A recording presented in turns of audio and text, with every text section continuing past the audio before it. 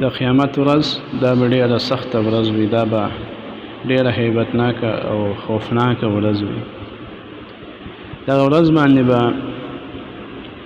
زلزلې هم راځي او داسې شدیدې او سختې زلزلې به راځي. د قیامت ته زلزله دا به انتهایی سخته زلزله وي، دومره شدیده او سخته زلزله به وي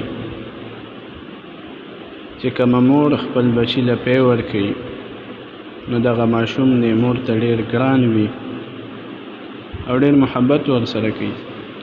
دغه ورځ باندې به خپلې مور نه دا ماشوم دا هیر شي د قیامت د هیبت او د خوف د وجې نه.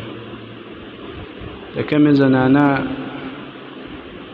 چې حمل وي د زیات خوف او هیبت د وجې نه به د هغې حمل ضایع شي. دا دومره عظیمه او سخته ورځ ده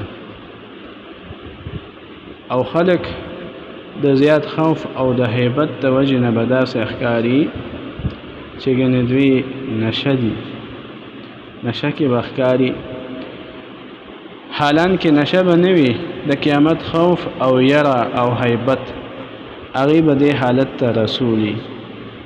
دا سخته ورځ دا راتلونکې ده او انسان له پکار دی چې د تقوا اختیار کړي.